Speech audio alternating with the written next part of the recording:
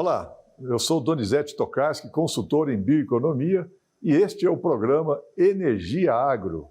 Estamos recebendo aqui hoje, mais uma vez, uma personalidade do setor de energia do Brasil, de energia e do agro. Estou falando aqui do meu amigo Roberto Holanda, que é diretor da Bioenergia Brasil. Seja muito bem-vindo novamente aqui, Roberto. Obrigado, Donizete. Um prazer voltar aqui com você. Roberto, recentemente nós comemoramos o primeiro aniversário da Lei Combustível do Futuro. O que é que essa lei representou para a sociedade brasileira, para o setor de energia? Donizete, o termo que eu vou usar, eu copiei de você. Foi um momento histórico, né? O combustível do futuro precisa ser dado a real dimensão para o que é isso. Isso é o Brasil reforçando uma política pública que ele não só insere mandatos de biocombustíveis, ele olha para o futuro, como diz a lei, ou seja, prevê novos biocombustíveis, mas ele também consolida a análise de ciclo de vida. O que é análise de ciclo de vida? É aquela que ela mede a intensidade de carbono emitido de um combustível, não só pelo momento que ele é usado, no veículo que ele é usado, mas sim num espectro mais amplo, desde a produção do biocombustível até sim Desde a produção do veículo, né? Desde a produção do veículo também. Então, é um sistema mais amplo, é uma métrica sofisticada, que o Brasil tem esse exemplo para dar para o mundo, e o combustível do futuro reforça isso. Isso nasceu lá atrás no RenovaBio, começou esse tipo de métrica. Hoje o Brasil tem consolidado no combustível do futuro uma métrica de carbono. Isso é sensacional. Portanto, Donizete, a gente reconhecer aí, acho que é um momento histórico, mas a gente tem que reconhecer, né? Então foi um esforço de várias frentes. É importante reconhecer o papel do governo, sobretudo do Ministério de Minas e Energia, mas o Congresso foi muito importante. Nós tivemos à frente do biodiesel com o deputado Alceu Moreira, à frente do etanol com o deputado Zé Vitor, nós tivemos o deputado Arnaldo Jardim, relator do projeto, um gigante aí na defesa do setor e na construção de marcos legais importantes para o Brasil, que nos ajudaram. A gente deve também o nosso agradecimento. E, claro, as entidades do setor também tiveram sua importância nessa construção. Um projeto que é construído ouvindo tanta gente, dessa maneira democrática, sempre sai bem, sempre sai bom, e é isso que aconteceu com ele. Nós podemos dizer que essa lei, daqui 50 anos, ela vai ser uma lei ainda que vai estar atual, vai ser atual daqui 50 anos? Eu não tenho dúvida. Ela pode ser complementada com novas coisas, com nova tecnologia, mas o marco é histórico. O marco é histórico, e a gente vai ver muitos outros países copiando essa lei. Há poucos dias nós tivemos algumas interações com representantes de países aqui da América do Sul, da América Latina, exatamente para descrever, né, não só os acertos, mas também os erros que nós cometemos ao longo desses anos para construir um marco legal tão importante quanto o que temos hoje. O que agora é necessário para que o Brasil dê exemplo ao mundo desse marco legal, a Lei Combustível do Futuro? É um ponto fundamental esse, Donizete. O Brasil hoje tem exemplos claros, fatos e dados concretos dos resultados da nossa política de biocombustíveis, né? E é muito importante que a gente saiba comunicar isso. Só esse fato que você falou de outros países que estão vindo aqui para olhar, a gente precisa, e é muito importante esse tipo de ação aqui no nosso país, aqui e fora, e levar para fora, porque a transição energética, essa migração para uma economia mais descarbonizada, ela é importante, mas ela enfrenta uma série de barreiras. Então ela vai enfrentar preconceito por desconhecimento, ela vai enfrentar interesses econômicos, ela vai enfrentar uma série de barreiras que nós precisamos desmistificar. Até para o Brasil crescer mais ainda nessa coisa que nessa característica em que nós já somos uma potência, mas também a gente tem muito para ensinar, para emprestar para o mundo, né? Você representa mais o setor de etanol, apesar de você ter um conhecimento muito amplo da área de energia no Brasil. O que já foi de resultado nesse ano em termos do avanço da participação do etanol na matriz energética brasileira? Já representou investimentos, já representou maior quantidade de empregos, já gerou mais divisas para o país? Gostaria que você abordasse um pouco isso. A gente fica muito contente porque, e a gente fala no aspecto mais amplo, eu vou me permitir descer um pouco no aspecto mais micro. O setor, sim, tem experimentado uma ampliação muito importante, uma expansão na sua produção, sobretudo com o etanol de milho, né? O etanol de milho está crescendo muito, a produção está crescendo muito, ela está espalhando por lugares no Brasil onde, por condições edafoclimáticas, não dava para ter cana, o etanol de milho está chegando, então, em novas fronteiras, em novos estados. Isso vai ser muito bom, porque a gente vai democratizar o consumo de etanol, vai ter produção em outros pontos que a logística fazia o etanol ser menos viável. Então, a gente tem isso. E os impactos são notáveis. E aí, como eu falei, eu desço, por exemplo, micro, quando chega uma indústria, eu tenho certeza que isso funciona também com outros biocombustíveis. O impacto de uma indústria de biocombustíveis nas comunidades onde ela é instalada é sensacional. Não somente nas áreas, nos indicadores diretamente ligados à produção, mas nos indicadores periféricos, comércio, escola, desenvolvimento humano. Então, é muito bom, porque a gente vê, isso é desenvolvimento na veia, isso é sustentabilidade no seu viés mais completo. Eu posso dizer, então, que produzir biocombustível no Brasil não é só produzir energia, no caso do etanol, do biodiesel, etc., energia líquida, é produzir desenvolvimento regional? Perfeito, Daniel, é isso. A gente produz desenvolvimento, Vamos lá, a gente olhando para dentro do nosso país, sim, a gente produz desenvolvimento. Sustentabilidade, às vezes o pessoal se esquece, sustentabilidade é um tripé ambiental, social e econômico. O biocombustíveis acerta nas três, os biocombustíveis acertam nas três. Então a gente tem esse aspecto, e quando a gente olha para fora, a gente tem o que o mundo quer. Então, quantos outros países já começam a olhar para o exemplo brasileiro e quantos outros países ainda precisam olhar para o nosso exemplo, né? Nós temos um resultado sensacional nesses três aspectos que eu estou te falando, e a gente pode fazer o nosso exemplo valer lá fora também. No caso do etanol, a gente já teve uma repercussão da lei, que foi um aumento da mistura já de 27,5% para 30%. O que isso representou em termos de volume, em termos de oportunidades aí Brasil afora? Isso é um mercado de 1,5 bilhão de litros por ano. É uma conquista importante, né? Eu acho que assim... 1,5 bilhão a mais, né? A mais, né? A mais. Então você vê o anidro, é uma ponta de lança do setor. Por que o etanol anidro, que é misturado à gasolina, esse é um negócio, é uma perspectiva que a gente chama de drop-in. É só misturar. Os carros hoje aceitam essa mistura. De novo, eu estou falando muito em nível mundial, a gente nesse ambiente de COP, a gente fica falando muito voltado para o mundo. Então é uma coisa que é fácil de fazer, imediata, não precisa mexer nos carros, os carros aguentam receber bem, sem problemas técnicos, isso. O Brasil vai lá e prova. Enquanto tem gente que está engateando para fazer 10, 15, 12, 5, o Brasil vai fazer 30% de mistura. Para isso, não foi simplesmente, não, vamos aumentar a mistura.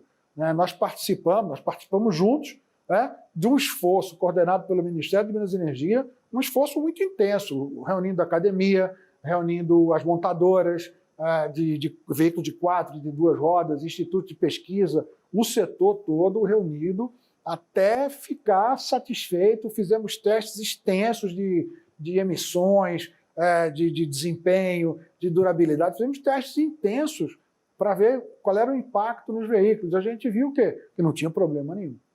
Então, aí aumentamos ainda a sustentabilidade, a gente vai ter um resultado bom para o consumidor, até pode ter uma redução de preço. Evidentemente que isso não é resolvido só com esse elo da cadeia, mas assim, a gente tem melhoria de emissões, e o Brasil, de novo, prova que dá para fazer melhor. No caso do etanol, há alguma necessidade de fazer algum decreto, alguma regulamentação com relação à legislação? Para aumento da mistura? Sim. Quem resolve hoje... Você chegar nos 30, pode chegar até 35. A lei do combustível do futuro exatamente possibilita que cheguemos até 35% de mistura por enquanto. Quem determina isso é o Conselho Nacional de Política Energética, o CNPE. Então, quando foi subir de 27,5% para 30%, ou seja, o Ministério das Minas e Energia faz todo um relatório baseado em pesquisas técnicas. Esse relatório é validado pelos agentes da cadeia, ou seja, a montadora valida, os produtores de biocombustível validam, a academia valida. E aí esse relatório é levado para o CNPE. E o CNPE decide e autoriza, eventualmente, as mexidas na mistura. Então, isso funciona para todos os biocombustíveis. E qual a expectativa de vocês aí de chegarem nesse patamar dos 35%? Vocês têm, assim, uma previsibilidade disso? Ou o que é necessário para a gente alcançar esse índice de mistura? Donizete, é claro que a gente quer chegar a isso, a gente tem certeza que pode, mas a gente quer chegar do jeito que chegou no E30. Então a gente quer chegar com toda a pesquisa, com toda a garantia, com toda a segurança. O foco aqui é o consumidor. Então a gente a gente faz questão de não ter nenhum tipo de risco para o consumidor, para que esse avanço, e evidentemente que eu não tenho dúvida que será um avanço, mas que seja feito com todo cuidado, com que seja atendida toda a demanda técnica para uma mudança nesse porte. Mas não vamos esquecer também do etanol hidratado, né? O Brasil hoje tem uma frota de 83% de veículos flex que podem usar até 100% de etanol. Essa média hoje está em 30% e a gente precisa também ter um olhar para esse consumidor. O que você diria para o consumidor no uso desse biocombustível? Qual que nós estamos finalizando aqui o programa. Mas de conta que você vai fazer uma propaganda aqui para usar o etanol. Donizete, você vai usar um combustível que emite 90% a menos, combustível nacional, tecnologia nacional. O carro fica mais, o motor do carro fica mais limpo, tem um desempenho melhor e na grande maioria das vezes o consumidor ainda bota o dinheiro no bolso, né? A paridade, se não bastassem todos os outros argumentos anteriores, então você ainda tem, às vezes, em muitos estados do Brasil hoje, você ainda tem a vantagem econômica, que é sensacional. Então, assim, produto brasileiro, tecnologia brasileira, ambientalmente muito superior. O carro, bom, eu já fiz várias vezes esse teste, o carro responde melhor. Então, muito bem. Use etanol. Muito bem. Estamos conversando aqui com o Roberto Holanda, que é diretor da Bioenergia Brasil. É um professor, realmente, que vai nos apresentar, após o intervalo, vários assuntos referentes à COP. Fique conosco. Já voltamos aqui no programa Energia Agro.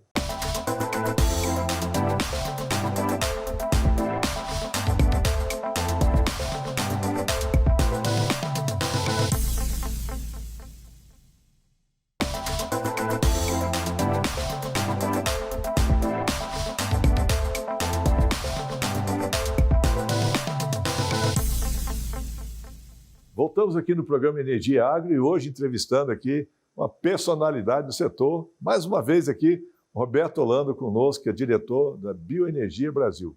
Roberto, há poucos dias nós tivemos aqui em Brasília um evento pré-COP, tratando, junto das instituições ligadas ao setor de biocombustíveis, tanto etanol quanto biodiesel, também com a indústria, com a Fávia, representante de pesca, IKEA, AEA, SAE. O que você me diz desse evento? O que representou esse evento, assim, nessa leitura que nós estamos tendo agora dos biocombustíveis frente a esse grande essa grande oportunidade que o Brasil tem, a COP30. Donizete, eu vou fazer essa análise de dois aspectos diferentes, né? Primeiro, que é muito oportuno. O evento foi sensacional em conteúdo, foi muito bem estruturado, e é um evento absolutamente necessário frente à COP. Eu acho que a COP será uma oportunidade ímpar para a gente começar uma coisa que não vai terminar, não vai se encerrar na COP. Uma série de mensagens que precisam ser entregues pelo setor de biocombustíveis e pelo Brasil como um todo. O outro ponto, que eu acho que é uma análise importantíssima desse evento que ocorreu, Donizete, que fomos todos juntos. Então, essa união do setor de peças, de engenharia automotiva, do setor de fabricante de veículos, do setor de etanol, do setor de biodiesel, e biometano também. E biometano também estava lá. Essa reunião, né? Então, nós estamos juntos, trabalhando de eventos juntos com a CNA, com a CNI. Vamos nós todos ter um stand na Blue Zone. Vamos estar em eventos durante a COP. Essa união é sensacional. Essa união toda foi sensacional. Portanto, eu digo que esse evento foi um divisor de águas, né? Nós estivemos juntos, né? E isso é muito bom que a gente esteja fazendo isso, cumprindo essa tarefa importante. Acho que para o nosso setor e para o nosso país, eu acho que e também o fato de estarmos juntos é muito importante. E eu aí, Donizete, eu me permito, né? O que é que você achou do evento, Donizete? Você estava lá também. Isso é da sua lavra. Se não fosse você, ele não tinha acontecido. O que é que você achou do evento? Eu vou devolver a pergunta, eu vou subverter aqui a ordem das coisas. Eu sou um entrevistador aqui. Na realidade, Roberto, o que nós vivenciamos foi, de fato, como você disse, um momento histórico. Eu nunca tinha participado de uma situação como essa, e já tem alguns anos que nós estamos lidando com esses temas, e percebemos que o Brasil tem um potencial muito grande para avançarmos. E essa construção tem que ser coletiva. Não é um setor contra o outro, não é um setor degradando com o outro, mas é a busca de uma unidade que traz uma perspectiva melhor para toda a sociedade brasileira. O que nós estávamos debatendo ali não é a defesa de um setor ou de outro, mas nós estávamos debatendo ali a defesa do desenvolvimento brasileiro, de melhor qualidade de vida, geração de emprego no interior do Brasil, desenvolvimento regional, né? A participação da agricultura familiar e todos os benefícios associados a essa economia. Eu acho que é isso que nós vamos levar para a COP juntos, não é isso? É isso aí, vamos juntos levar isso para lá. E já matei a vontade de entrevistar o Donizete Tokarski. Pois é, mas volta aqui o papel. Volte, por favor, né? Vamos lá. Diante desse cenário, né, olhando o horizonte de 5, 10, 15 anos, o que nós podemos aprender fazendo juntos para que possamos elevar esse nível de discussão, tirar essas narrativas de fake news que são apresentadas em diversos setores, o que nós podemos fazer e o que nós podemos esperar para esse avanço do desenvolvimento dos biocombustíveis no país? Comunicar bem. Veja, a transição energética virou moda. Virou moda porque é uma necessidade. Não virou moda de maneira fútil, mas é necessidade para o mundo. A mudança climática está aí e a gente precisa endereçar esse assunto no mundo. Por conta de ser uma novidade em muitos lugares, a gente diz que por desconhecimento ou por interesses, né, interesses econômicos, interesses geopolíticos, começa a surgir essas barreiras que a gente chama hoje de barreiras climáticas. Isso cria, Donizete, um problema muito sério, que essas barreiras climáticas, às vezes, servem para que a gente não possa transcender as fronteiras do Brasil, mas, às vezes, essa conversa vem aqui para dentro. Então, é muito importante que o setor use os dados que existem, use a nossa experiência que já está aí para poder derrubar esses argumentos, essas fake news, como você bem falou, de uma maneira definitiva. Eu acho que assim, o etanol tem um tremendo potencial no Brasil. O biodiesel tem um tremendo potencial no Brasil. Nós precisamos descarbonizar nossa matriz ainda mais. Já somos um sucesso, maravilha, mas podemos e precisamos ir adiante. Então, acho que os biocombustíveis têm uma avenida de coisa para construir ainda no Brasil e fora do mundo. Então, sua pergunta foi com relação ao Brasil, precisamos fazer muito mais, não podemos deixar que essas inverdades, essas fake news venham contaminar também aqui dentro, para que a gente possa continuar crescendo, como falamos há pouco, trazendo desenvolvimento para o nosso país. E aí, Donizete, por isso o setor agradece a iniciativas como essa aqui, que nós estamos agora, como a sua iniciativa da gente estar aqui num programa, trazendo as verdades do setor para o nosso público, para o seu público aqui. Há algum tempo, nós nos juntamos num movimento que nós chamamos Biocoalizão e participamos de diversas reuniões. E depois teve um papel fundamental da Anfávia, né? O que representou esse papel da Anfávia para dar essa conectividade? Donizete, bom, eu estou no setor aí há quase 30 anos, né?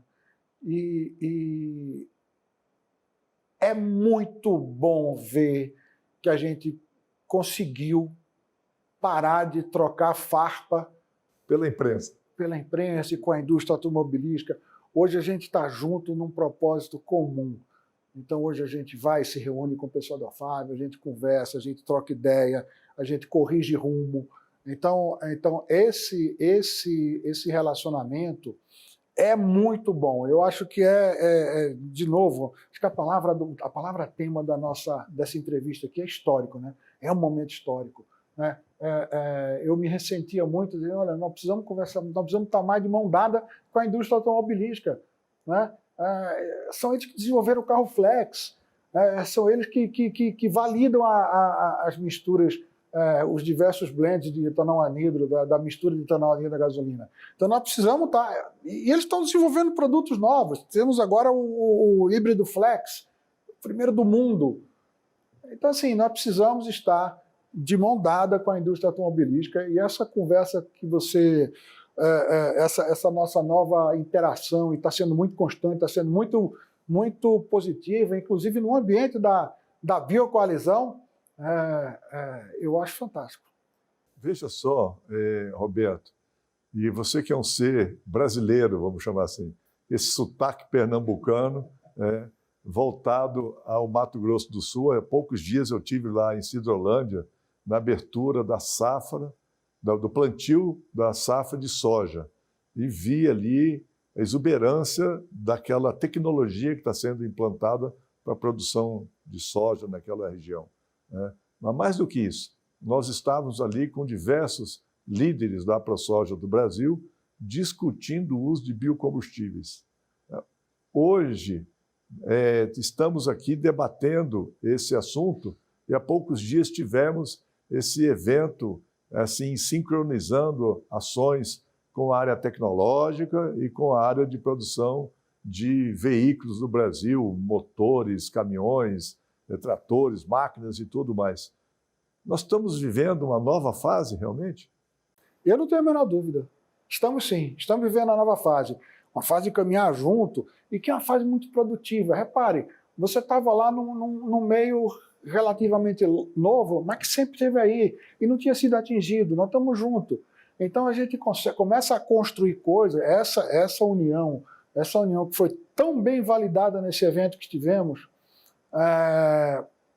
começa a dar fruto. E nós temos que fazer um reconhecimento aqui para um cidadão lá, né?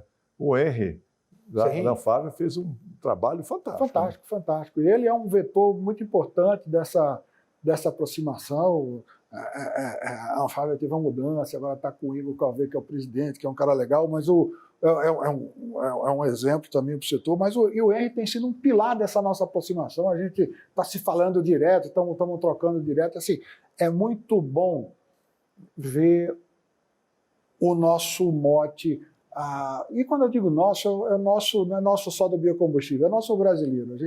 A gente está começando a espalhar uma coisa muito boa, e aí começa a ver as iniciativas contagiando setores que às vezes ou não estavam se apercebendo, ou às vezes eu tinha até resistência. Então a gente começa, olha que legal, você está no meio do plantio de soja e todo mundo já ligado na questão dos biocombustíveis. Isso é muito bom, e isso a gente precisa aproveitar esse momento, porque só tem resultado bom para o país.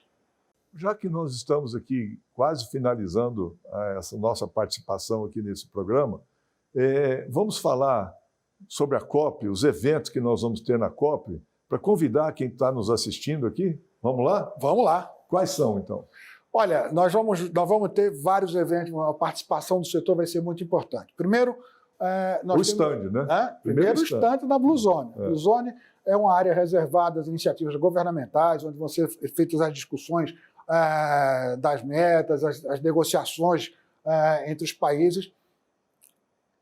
Nós estaremos juntos, quando eu digo setor de biocombustíveis e das montadoras, né, vai estar lá no stand representado. Vamos ter um stand Brazilian Sustainability, Brazilian Sustainable Mobility, mobilidade sustentável brasileira, porque lá as coisas são em inglês por obrigação.